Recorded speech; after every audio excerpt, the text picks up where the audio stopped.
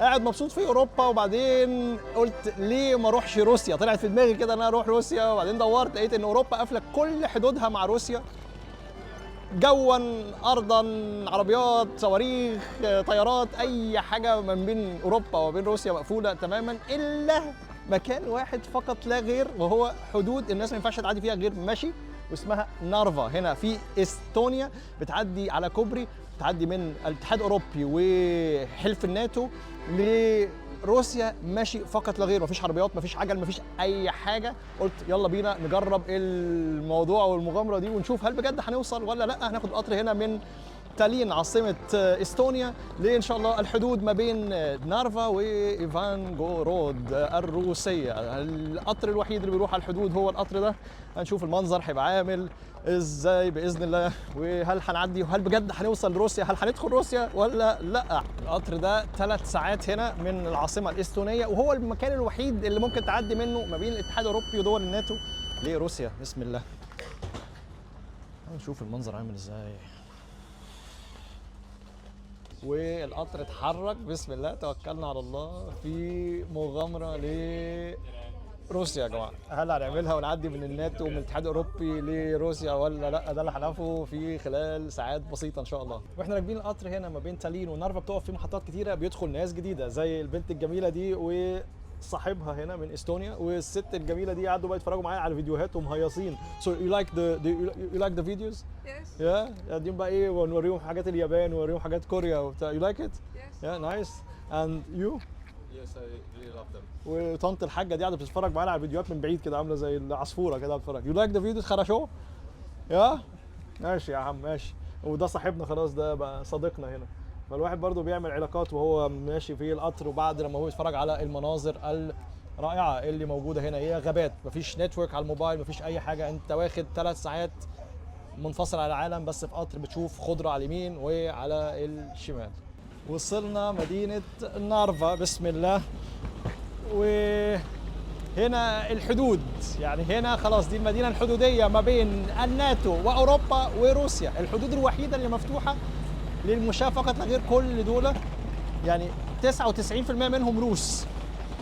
اهي مدينة نارفا الحدودية في جمهورية استونيا. هنا خلاص تفصلنا عن الحدود الروسية يعني أمتار، يمكن مفيش، يعني خلاص تقدر تشوفوا روسيا من هنا. هنشوف هو بالقمر الصناعي، شايفين المنظر عامل ازاي. هل هنعدي مش هنعدي؟ ان شاء الله خير، تعالوا نشوف.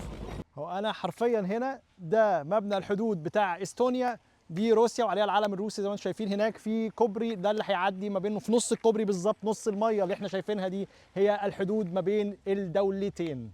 احنا وصلنا هنا لحدود استونيا زي ما انتم شايفين كده، خلاص دي الحدود. ممنوع العربيات تعدي، ممنوع اي حد يعدي غير المشاة، الناس اللي بتسافر لازم تعدي في الباب ده.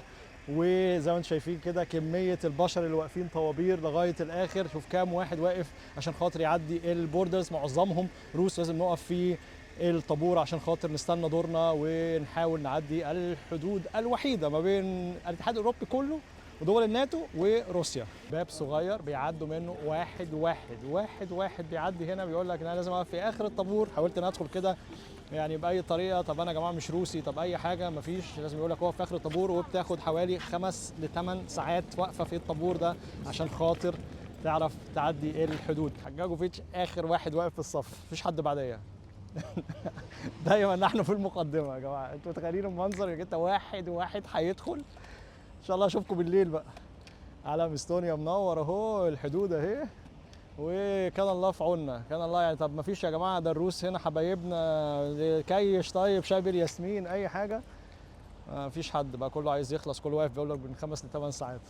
عدت ساعتين دلوقتي، انا اتحركت تقريبا 3 خطوات وناس كتيره جدا جت بعديا. شايفين اللاين بقى لاخر العالم.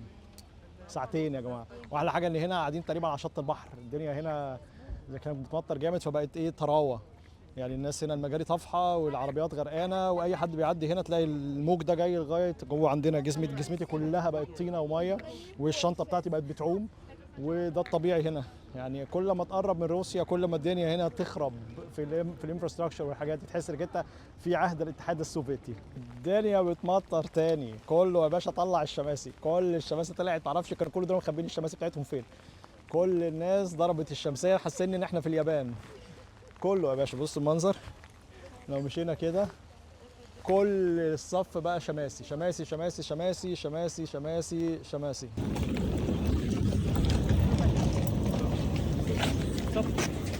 Just one person. يعني جم يعدوا كل الناس، جم عليا انا راحوا موقفيني بعد كل الصبر ده، راحت موقفاني. ان شاء الله خير المره الجايه، الدفعه القادمه.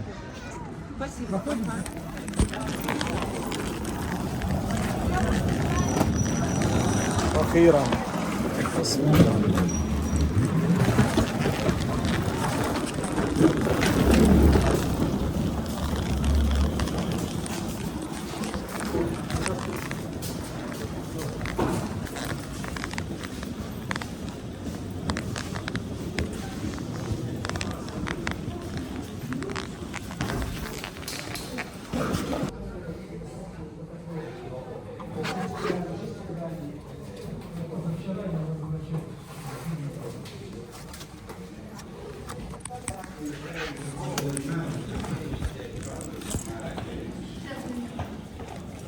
بعد ما تطلعوا من حدود استونيا والناتو هتلاقي خلاص انك انتوا اهو عديتنا الحدود، داخلين على الكوبري. الكوبري ده في نصه يبقى احنا حرفيا في روسيا.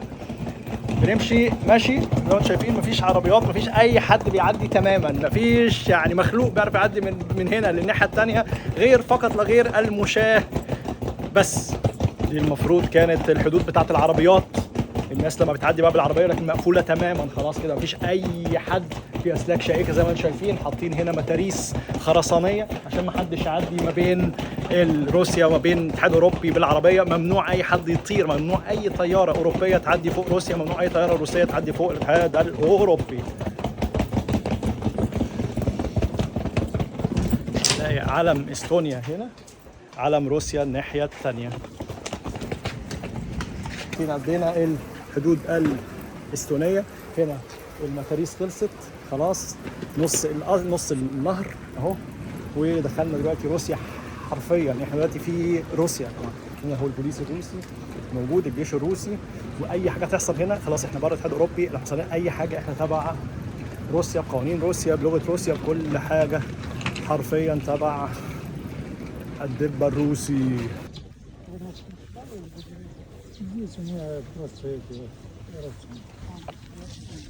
ضباط الحدود الروسية، ولا الضباط بتوع الحدود.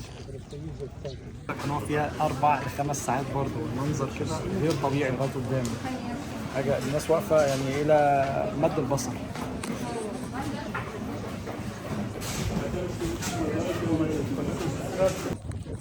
أنا خلاص فيصت يا رجالة، أقسم بالله فيصت.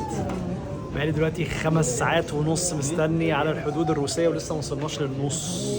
تخيلوا يعني، بصوا خلاص كله فيص اصلا، كله قاعد خلاص. الشمس يعني الدنيا بطلت مطره والشمس فشختني. اصلا البلاستيك اللي ورايا ده بتحس انك انت قاعد في مايكروويف، قاعد في فرن، حاجه غير طبيعيه. يعني بنفقس واحنا ماشيين هنا. الطابور لسه قدامه كتير.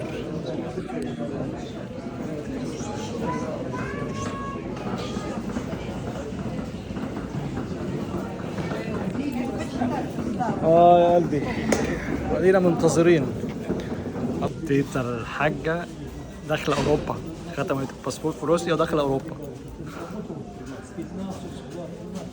دي تقريبا يعني بيسموها الوصية بتاعتها أو حاجة عندها حسن الختام، عايزة تخلص في أوروبا مش في روسيا. أخيرا دخلنا جوه المبنى يا جماعة بتاع البورد اهو، الكلام بالروسي بقى والباسبورت كنترول. Problem with.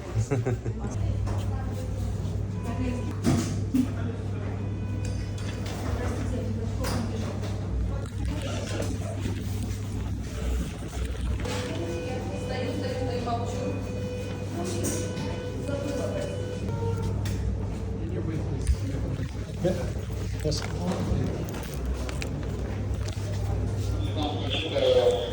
انا الوحيد اللي قعدوني على جنب، قال لك الباسبور مش مقري.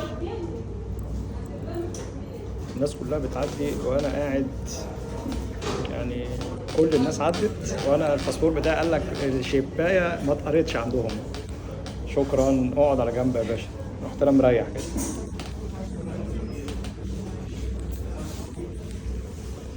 الناس كلها بتعدي وانا الباسبور انا الوحيد اللي ما عدتش.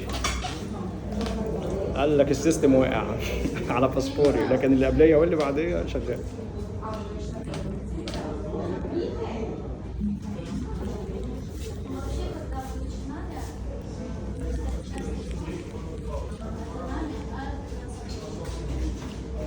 وظابط بيدي العسكري وعسكري بيدي الظابط، وحاجه جميله، حاجه جميله والله العظيم. سايبين انا كده وقاعدين يبصوا بياخدوا صور من باسبوري وقاعدين بيبعتوها لبعض ويقول لك هنبعت بقى اللي مش عارف ايه. ان شاء الله خير يعني. Thank you so much.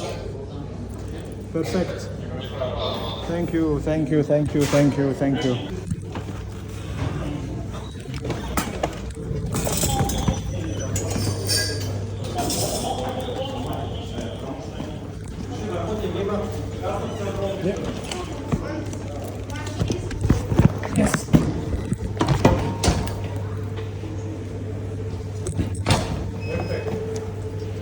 Yes, yes.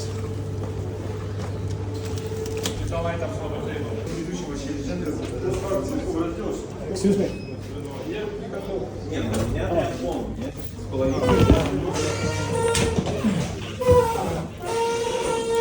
لا حول ولا قوة إلا بالله.